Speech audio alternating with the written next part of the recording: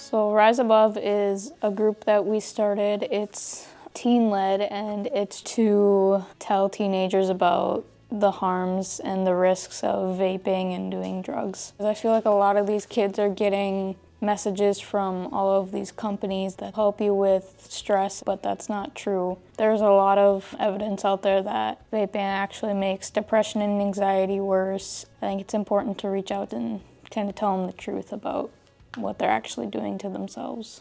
I think there definitely is a peer pressure aspect to it, but I feel like a big reason that it's like this is because it's very obviously aimed at these groups. You know, there's cotton candy, blueberry flavoring. It's not just like a cigarette. I feel like it's also easier to get away with just because, I mean, you can shove it in your pocket and go to the bathroom and you don't have to worry about the flame or all of the smoke or anything like that. You're not going to be able to stop everyone, obviously, but I feel like if we just keep pushing the message of this is not good for you, this is bad for your body, you're putting tons and tons of stuff into your body that's not supposed to be there, I feel like that's definitely going to be the biggest way to deter a lot of these kids, especially athletes or people that want to do some kind of physical thing with their life. I think we definitely have a lot of kids that are very surprised as to what they're learning about because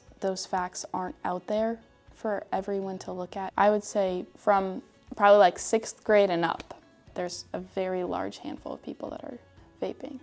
They can buy vapes that have THC in them and a bunch of other substances. I remember when I was doing some research on that, there was a lot of your harsh chemicals that you use to like deep clean your kitchen. There's stuff that's in there, and formaldehyde and nickel and lead that you will contract. It's hard to breathe because there's bubbles in your lungs from all the stuff that you're contracting while you're vaping. So there's this one that is fairly new. It's called Hey Norm that you can go on. And then there's also My Life, My Quit. A couple weeks ago at one of our lunches, we had a sign-up sheet.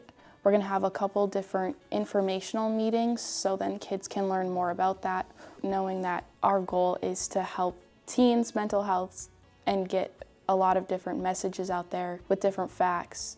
I was probably 15 or 16. I had some friends over and they were doing it, and it was so accessible. They made it so it tastes good. I just kind of got into it slowly, and eventually it just picked up more and more as time went on. Me coming up in like elementary school and stuff, it was cigarettes everywhere. And so when vaping came around for me, it didn't really seem like the same thing. They never had any warnings for it because they didn't have any tests for it. So it didn't seem like it was a bad thing. It seemed a lot easier to get into, 5 or so years ago when it really started becoming popular. But I think as time's gone on, people are more and more concerned about it, whether or not they hear of cases when people get things like popcorn lungs. I definitely think it was at first seen as a safer route.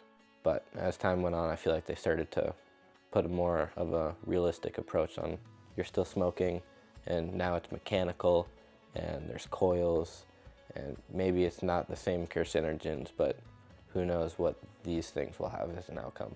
Once I finally got interested in quitting, there was reasons why, and I started to realize the addiction that it had on me and the cravings that I had for it. I've noticed that I've stopped coughing. I felt like I kind of had like a dry cough or a tickle in my throat pretty frequently while vaping. I would recommend not doing it. The addiction is just terrible. For me, once I started to think about it, I just didn't like the control it had over me. I didn't feel like I had any control of myself, and the earlier you start it, the harder it's going to be to quit, and the longer the chances that it has to do something to your health.